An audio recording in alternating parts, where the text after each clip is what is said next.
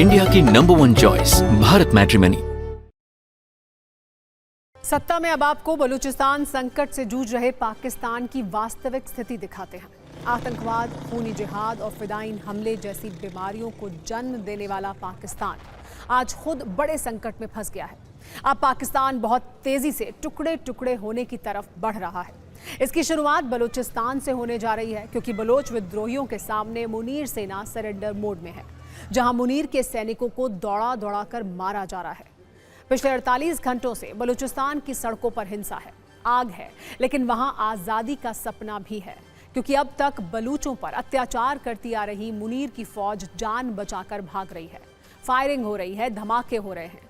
ऐसे आसिम मुनीर के लिए घबराना जरूरी है, क्योंकि बलूचिस्तान की इस बगावत में अब महिलाएं भी शामिल हैं।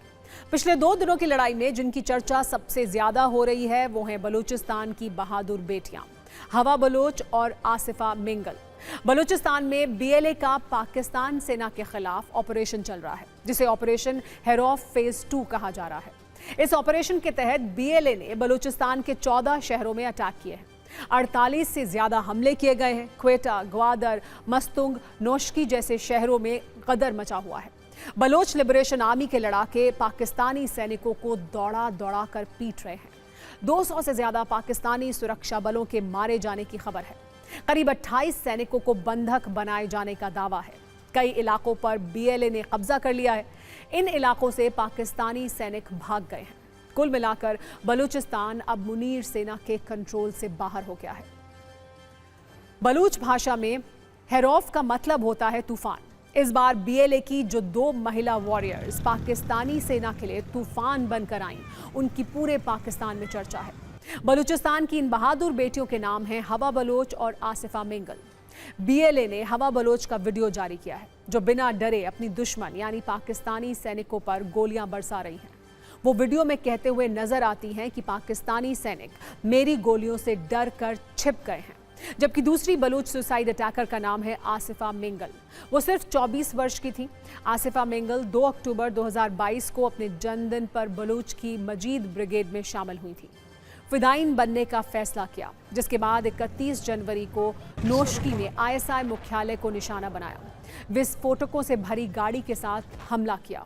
बात अगर हवा बलोच की करें तो उसे बीएलए में द्रोशम नाम से जाना जाता था।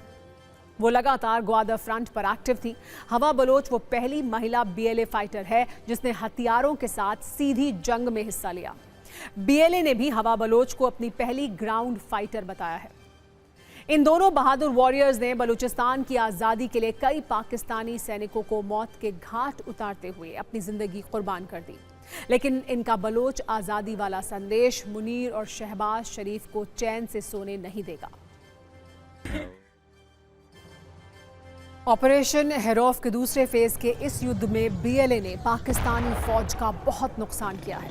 पाकिस्तानी सेना के काफिले पर हमला किया गया। हमले में पाकिस्तानी सेना को भीषण नुकसान की खबर है। इसके बाद हाई अलर्ट और घेराबंदी की गई। इस हमले का वीडियो तेजी से वायरल हो रहा है। बलोच विद्रोहियों के निशाने पर चीन का अरबों डॉलर का सीपैक प्रोजेक्ट भी रहा। ग्वादर के न्यू चाइनीज कैंप इलाके पर बीएलए ने हमला किया। इसके बाद अस्पतालों में सरकार ने इमरजेंसी घोषित कर दी है। बीएलए के हमलों का एक और वीडियो देखिए। ये बलूचिस्तान के नौशकी का है, जहां पाकिस्तानी आर्मी के 2 कैंपों पर फायरिंग की गई। दावा किया जा रहा है कि बीएलए लड़ाकों ने नौशकी पर कब्जा कर लिया है। वहीं एक पुलिस स्टेशन पर कब्जे का वीडियो भी सामने आया है, जिसमें दिखा कि बीएलए लड़ाकों ने पुलिस स्टेशन से कई हथियार जब्त कर लिए। बलूचिस्तान के कई हाईवेज पर बीएलए का कब्जा है। मकरान कोस्टल हाईवे को ब्लॉक कर दिया गया है। चेक पोस्ट बनाकर हाईवे से गुजरने वाली गाड़ियों की जांच की गई। इंडिया की नंबर 1 चॉइस भारत मैट्रिमनी।